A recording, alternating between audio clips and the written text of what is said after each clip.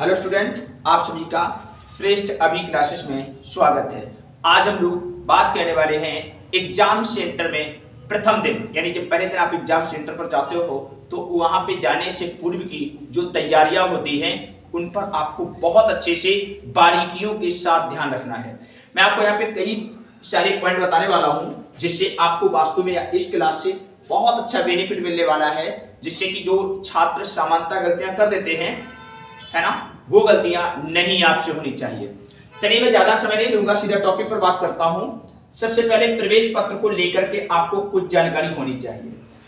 Exam जब आप देने जाएं, एग्जाम सेंटर पर जाएं, तो सबसे पहली वरीयता यह बनती है कि प्रवेश पत्र लेकर जाएं, है ना। प्रवेश पत्र 100% आपके पास होना चाहिए। दूसरा पॉइंट है कि जो प्रवेश पत्र है उसकी कम से कम 1 से 2 फोटो कॉपी करा के जरूर घर पर रख लें। जो प्रवेश पत्र मिला है आपको उसकी 1 से 2 फोटो कॉपी करा करके जरूर अपने घर पर रख लीजिएगा।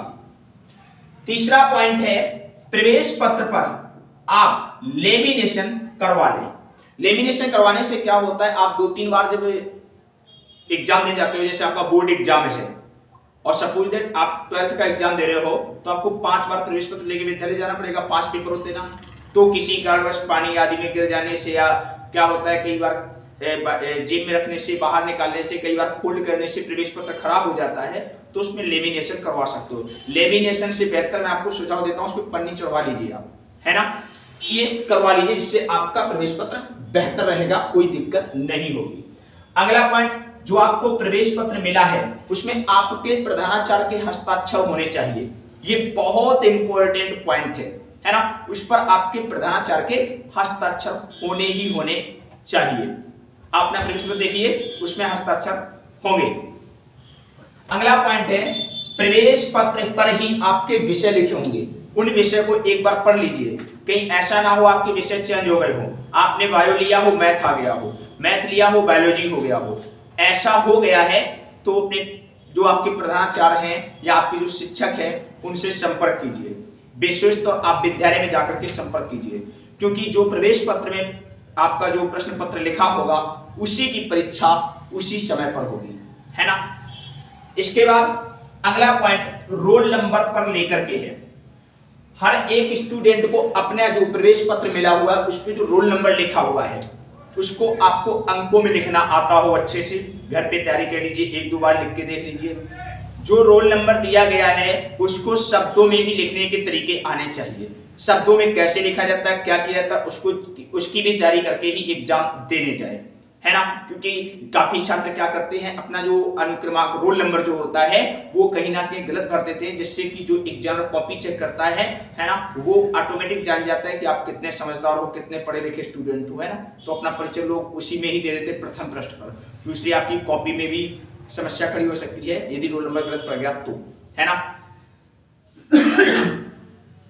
अगला जो पॉइंट है वो है कक्ष निरीक्षक। आप जिस विद्यालय में पेपर देने जा रहे हो, है ना, वहां पर कोई ना कोई कक्ष निरीक्षक होगा, है ना। उसके साथ आपका व्यवहार कैसा होना चाहिए, उसके साथ गलत भाषा का प्रयोग ना करें, क्योंकि उस समय आपका मित्र, आपका भविष्य, सब कुछ वही शिक्षक है। उसके साथ किसी भी प्रकार के गलत शब्द का प्रयोग ना करें।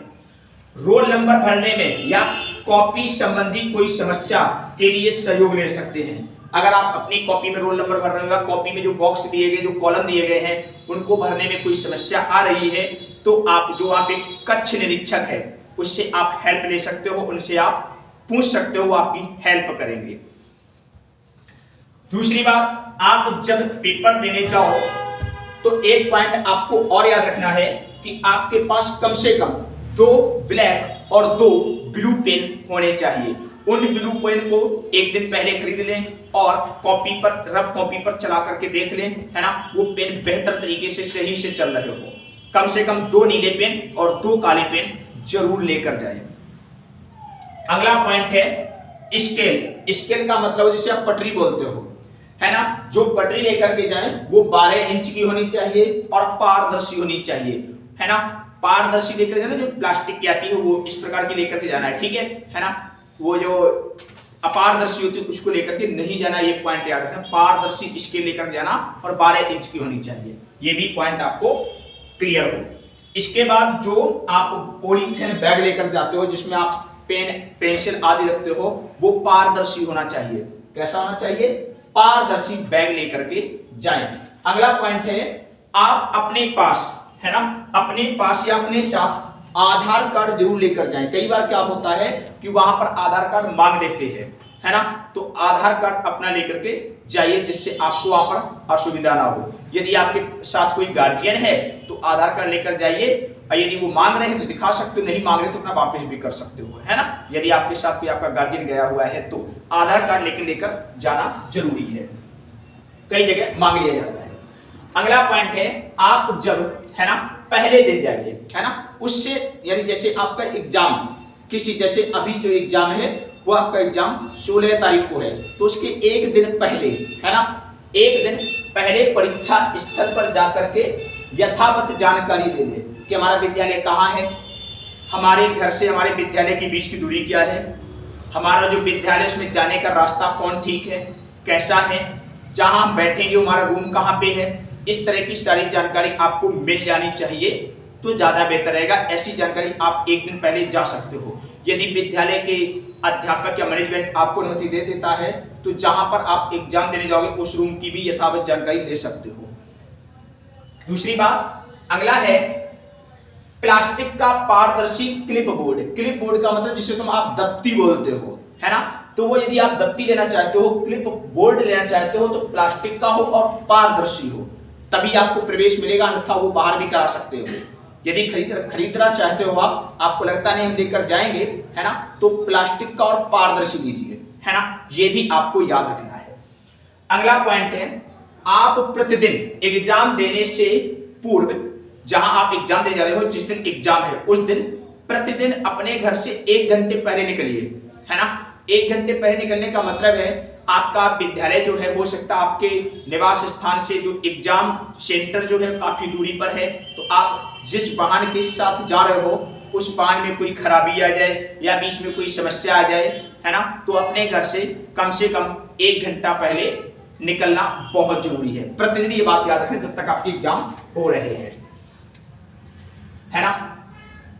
दूसरी बात, 1 घंटे पहले जाने से फायदा ये हो जाएगा, पहले दिन जब जाओगे तो अपनी कक्ष संख्या देख सकोगे और रोल नंबर देख सकोगे, क्योंकि विद्यालय में प्रथम गेट पर जो रोल नंबर की लिस्ट होती है चस्पा कर दी जाती है, तो वहां पर अपना रोल नंबर और कक्ष संख्या भी देख सकते हो यदि समय से पहुंच जाओगे तो। अगला पॉइंट है, आप जब एग्जाम देने जाएं तो वहां पे चप्पल या सैंडल ही पहन कर जाएं, जूते मोजे पहनने का प्रयास ना करें, क्योंकि वो आप बार बार उसको निकालोगे पहनोगे तो इससे कहीं ना कहीं आपका टाइम ही खराब होने वाला है ना। बिल्कुल नॉर्मल चप्पल पहनकर जाइए, ज्यादा बेहतर रहेगा। इसके बाद अगला पॉइंट है, आप जिसका एग्जाम देने जा रहे हो, आप एग्जाम सेंटर में यदि लगता है कि नहीं हमारे पास पानी होना चाहिए, यदि आपको आवश्यकता लगती है तो पारदर्शी बोतल का प्रयोग करना है ना, पारदर्शी बोतल ही लेकर के जाएं, अन्यथा आपकी जो पानी वाली बोतल है उसको हो सकता है रिजेक्ट कर दिया जाए, तो पारदर्शी बोतल लेकर जाइए। अगला है, आप जितने भी दिन परीक्षा दें, जब तक आपकी परीक्षा चले उस समय याद रहे कि आपको अनुशासन के साथ वहां पर रहना है, किसी प्रकार की कोई गलत भाषा का प्रयोग नहीं करना है, किसी अन्य अपने मित्र से या अपने किसी पास पड़ोस में जो आपके बैठा हुआ है छात्र छात्रा उससे, या किसी कक्ष निरीक्षक से या विद्यालय के किसी अन्य शिक्षक के साथ अनुशासनहीनता ना करें। अनुशासनहीनता करने पर उसकी आपको खामियाजा भुगतना पड़ सकता है, इसलिए बड़े अनुशासन के साथ शालीनता के साथ अपना एग्जाम दीजिए। इसके बाद आप जब एग्जाम रूम में जाए, एग्जाम कक्ष में जाए, है ना, तो वहां पर अपने आसपास जो आपकी डेस्क है उसके आसपास जांच लें, एक बार देख लें कहीं कोई अवैध सामग्री है, कोई पर्ची आदि पड़ी हुई है ना, या कुछ लिखा विखा है तो उसको कक्ष निरीक्षक से कह करके या फिर अपने हाथ से किसी के जो आप विद्यालय में आपको दिख रहा हो, जो क्लास में जिसकी ड्यूटी हो, जो आप उसमें हो, उनकी सहायता लेकर के उसको अलग करवा सकते हो, इसकी शिकायत कर सकते हो। दूसरा, ज्योमेट्री, है ना, ज्योमेट्री बॉक्स जो होता है उसको लेकर के ना जाएं, क्योंकि उसको एग्जाम में उसको ले जाने की अनुमति नहीं मिलेगी, तो वो आप घर से ही लेकर के ना जाएं, ये भी पॉइंट आपको अच्छे से क्लियर होना चाहिए। इसके बाद आप जब घर से निकलें या एग्जाम कक्ष में प्रवेश करें या एग्जाम सेंटर जो विद्यालय है वहां प्रवेश करें तो अपने पॉकेट को अच्छे से चेक कर लें। ऐसा ना हो कि घर पर जब आप चले थे तो आपके जेब में कोई पर्ची आदि पड़ी हुई थी और आपने अभी भी पड़ी है, 4 दिन पहले भी पड़ी हुई थी और कहीं किसी कारणवश वो आपके एग्जाम कक्ष तक पहुंच गई तो कहीं ना कहीं वो समस्या खड़ी कर सकती है। तो अपने पॉकेट को अच्छे से चेक कर लें। हाईलाइटर आदि लेकर के ना जाए। एग्जाम जब देने जाए तो वहां पर आपके पास हाईलाइटर जैसी कोई चीज नहीं होनी चाहिए। ये भी पॉइंट दिमाग पे रखना है आपको। इसके बाद जो आपको उत्तर पुस्तिका मिली है जिसमें आपको जो कॉपी दी जाती है एग्जाम रूम में, है ना, वहां पर कॉपी के पेजों को विधिवत तरीके से देख लें तभी लिखना शुरू करें। ऐसा ना उसमें एक पेज कम है ना, या आधा पेज कटा बटा है। यदि ऐसी कॉपी मिलती है तो तुरंत जो कक्ष निरीक्षक है उसको कॉपी दें और उसको जानकारी दें। दूसरी बात, यदि आपके पास जो कॉपी है, जो कॉपी आपको मिली हुई है, उसका पेज अपने हाथ से भी पृथक करने की, जो पेज उसमें है उसको पृथक करने का प्रयास ना करें, है ना तो उसका पेज तुमको पृथक करना है और ना ही उसमें पेज कम होना चाहिए। यदि पेज कम है या कोई इसमें पेज आपको गड़बड़ लगता है तो कॉपी चेंज करने की जो शिक्षक है उनसे आग्रह कीजिए, सर मेरी कॉपी चेक कर, जो कॉपी है उसको चेंज कर लीजिए, इसमें पेज मुझे कम लग रहा है या फिर ये गड़बड़ है, जो भी है उसके बाद ही लिखना शुरू करें, है ना। पेन, जो पेन है वो ऐसा यूज करें जिसकी इंक जो आपकी कॉपी है उसमें आर पार नहीं जानी चाहिए। जैसे आप इधर लिख रहे हो दूसरी तरफ शो कर रही है ना, ऐसे पेन का यूज नहीं करना चाहिए जिससे कि आपकी कॉपी पर इसका गलत प्रभाव पड़ सकता है, आपके नंबर कट सकते हैं। अगला पॉइंट जो है यहां पर कलाई घड़ी, जो घड़ी होती है ना, जो घड़ी आप बांध के जाते हो उसको लेकर के ना जाएं। यदि आप घड़ी बांध के जाते हो तो हो सकता कोई आपको वहां पे परीक्षा में समस्या खड़ी कर सकता है, आपके ऊपर चीटिंग करने का आरोप लगा सकता है कि नहीं आप नकल कर रहे थे, आप नकल के पर्पज से घड़ी लेकर आए हो, क्योंकि आज के समय की जो स्मार्ट वॉच है थोड़ी अलग ही है ना। तो ऐसी गलती ना करें जिससे आपके आगे कहीं ना कहीं समस्या खड़ी हो, है ना, क्योंकि जो टाइम होगा वो आप पता चलता रहेगा पर विद्यालय के टाइम पर ही पेपर छूटेगा, आपकी घड़ी वहां पर कुछ भी नहीं कर सकती है।